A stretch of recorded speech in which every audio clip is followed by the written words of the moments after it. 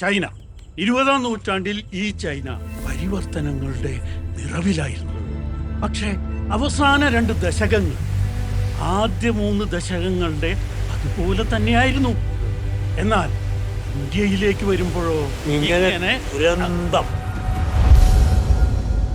അവന്റെ കയ്യിൽ നല്ല റിവോൾവർ ഉണ്ടാവും. അവൻ മാവോയിസ്റ്റാ.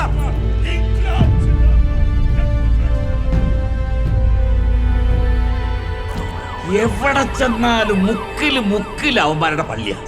ആർക്ക് വേണമെങ്കിലും എവിടെ വേണമെങ്കിലും എങ്ങനെ വേണമെങ്കിലും പണിയാലോ പള്ളി.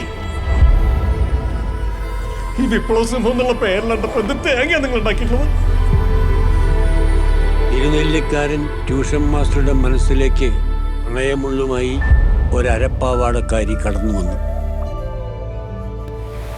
വിപ്ലവവും സമരപോരാട്ടങ്ങളുമായി നടന്ന അയാൾക്ക് അത് വല്ലാത്തൊരങ്കലാപ്പായി.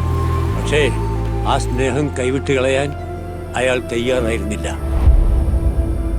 പാർട്ടി ഓഫീസിലെ വിപ്ലവ നായകന്മാരുടെ മുന്നിൽ വെച്ച് രക്തഹാരങ്ങൾ കൈമാറി അവരൊന്നായി. ഇന്ത്യ കണ്ട വലിയ വിപ്ലവ നായകനായ കനു സന്യാൾ ജയിൽ മോചിതനായ ദിവസം അവൾ ഒരാൺകുഞ്ഞിനെ പ്രസവിച്ചു. അയാൾ അവനെ കനു സന്യാൾ എന്ന് പേരിട്ട് വിളിച്ചു. ഇന്നോ നാളെയോ ചിലിയിലെ പോലെ വിപ്ലവം വരും എന്ന് പറഞ്ഞ് കാത്തിരിക്കുക ആണോ?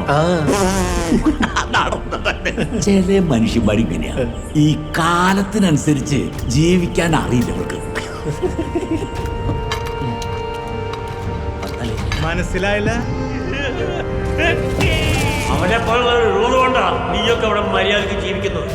ഇല്ലെങ്കിൽ ഏതെങ്കിലും ജന്മിമാരുടെ പാടത്ത് പോയി ഊഴാണ്ടാണ് നീ. ഇത് എന്റെ വീടാ.